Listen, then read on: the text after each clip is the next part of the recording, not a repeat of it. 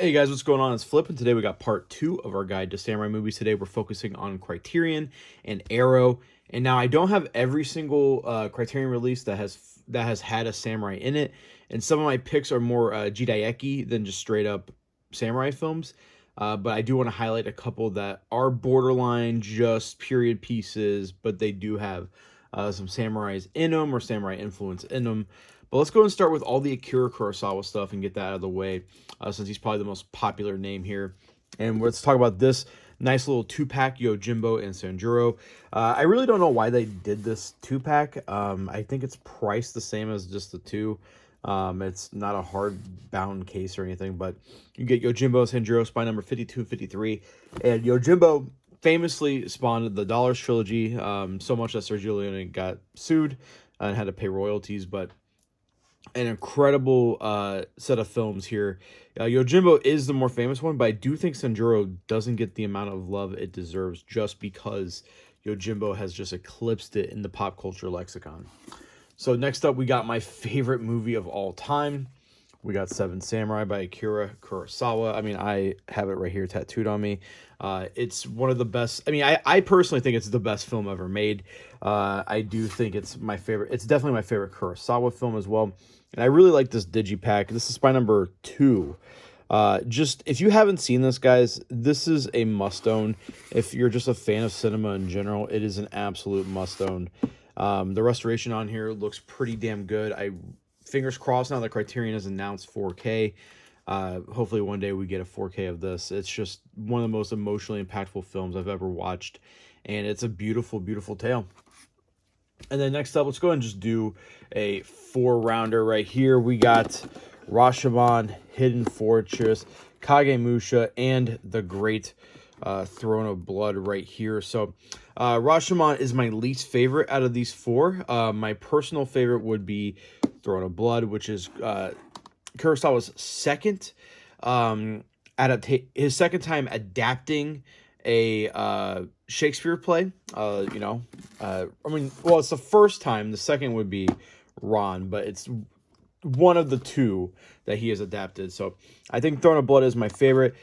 Second favorite out of these 4 is Kagemusha. I think this gets overlooked. This was kind of the predecessor to Ron, and you can kind of see a lot. Like if you watch this and then watch Ron right after, you can see a lot of where he was trying to go. And then Hidden Fortress is famous. Hidden Fortress, inspired Star Wars. And not to say that Rashomon is bad, because I said this is my least favorite. It's just not that good compared to the other ones, and that's just my opinion. I know people who adore Rashomon as much as I adore Seven Samurai. Now we got 3 Outlaw Samurai by Hideo Gosho. We talked about Hideo Gosho a lot in part 1. He's put out The Wolves. He's put out Secret of the Urn. I think he is a amazing director. We'll be talking about him again in part 3. And I think this is a very weird film for Criterion to put out. It is Gosho's directorial debut. I do not think it's a bad movie at all, but I do think it is his worst movie. I think it's his worst samurai movie. It's very standard, but as a directorial debut, it's very impressive.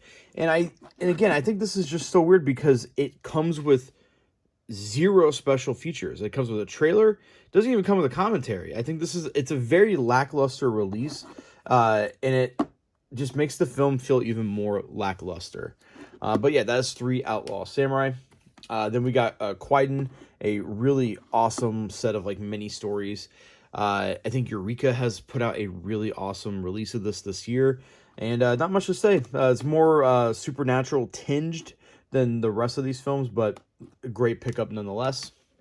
Then we got the very nihilistic Sword of Doom. If you watch part 1, this is more akin to this is like between I would say Sleepy Eyes of Death and Lone Wolf and Cub. It's serious, it's not campy, but it's very nihilistic, and it is a very tough watch at times. And again, no special features besides commentary. So yeah, this is I love that Criterion chose to put out these great samurai movies, but the special features are very, very lackluster. Then we got the Samurai Trilogy. Again, the throwback to part 1. We talked about the 5-film series, which was adapted from the same work. as this trilogy here. I do think the Anamigo box set is much better. I think the films that I feel like the films that came a decade later from these are a much better representation of the story, but you cannot go wrong with these three. These are great, great, great films.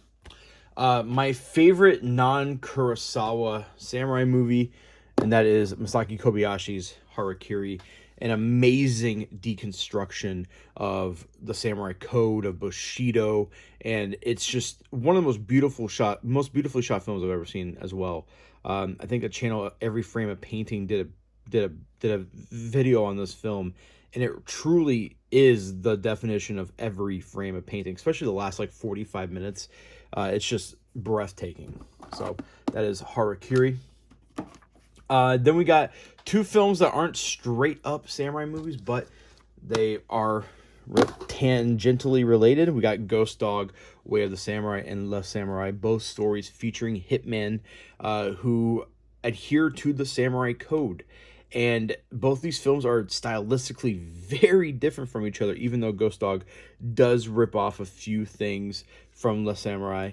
But nonetheless, I do think Ghost Dog is the better film. I had much more fun with it, but I do think Melville definitely peaked in this film. I know that's probably a hot take for some of you, but that's just my opinion, man.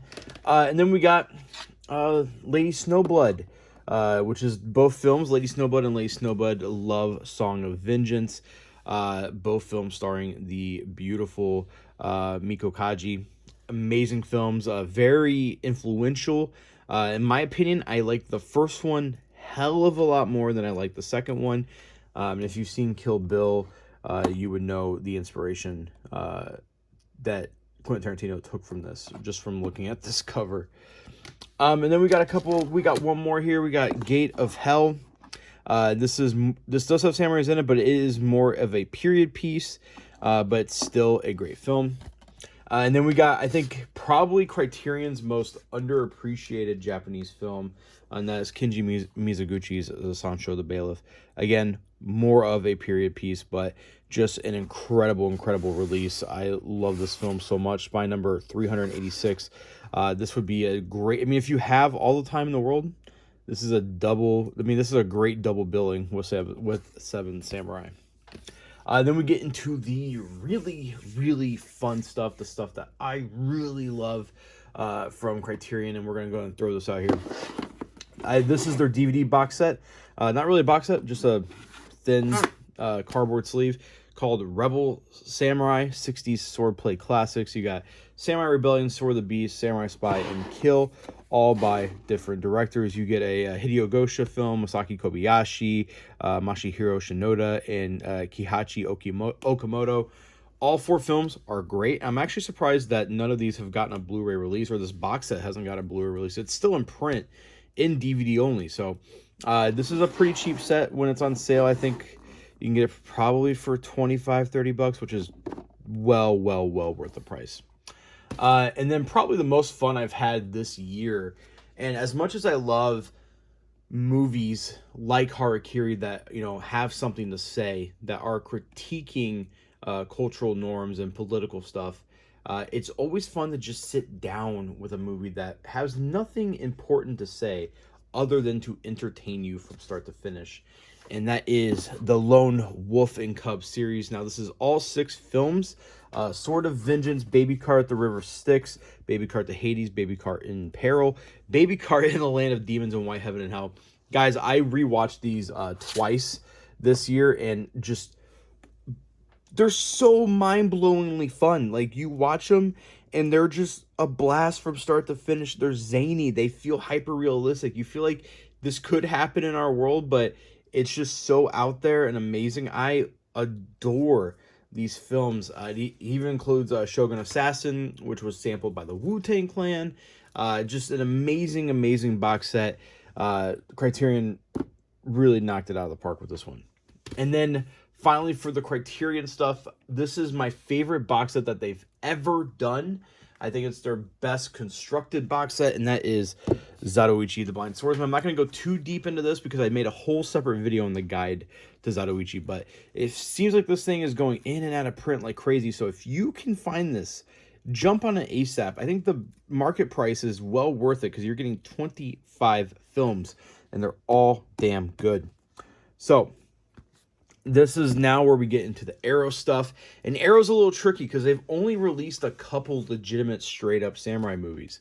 And we'll go ahead and talk about let's talk about the stuff that's not straight-up samurai movies, but could be classified as samurai movies. And they're both by Taro Ishii. Now, I could have included every Taro Ishii film that they have released because they're all they're all exploitative period pieces that also have samurai in them. But I think these two are the ones that really focus on stuff regarding samurai. So Blind Woman's Curse, again, with Miko Kaji, and Yakuza Law, which is probably the most out of these two to feature samurai. So I want to go and showcase those, even though they're not technically straight up samurai movies. They're more samurai adjacent. And then for the Region B, they released Blade the Immortal by Takashi Miike. Blade the Immortal is my favorite samurai story ever. The manga, if you guys haven't read it, I highly suggest you guys find a way to read it because it is just, it's mind-blowingly good. This adapts a lot and try to condenses a lot, and I think it's a little over. It's a little too ambitious. But what Miike was able to do is pretty damn good. I think the opening where it starts off in black and white and Maji is fighting, I think was 100 people, and then it fades into color, I think is an incredible thing to do, and it showcases Miike's directorial power. So that is Blade the Immortal. And then the newest box set from them that I really liked is Dimajin. Guys, I know this is probably another one that you guys are like, huh? But these are Jidaikis. These have samurais in them. They just happen to have a big ass monster fucking shit up. These are a blast. I've done a review of this box set. I won't talk about too much, but I highly suggest you guys pick this up because it is already sold out to retailers. So what's out there is out there, and that's it. Then we got Bloody Spear at Mount Fuji.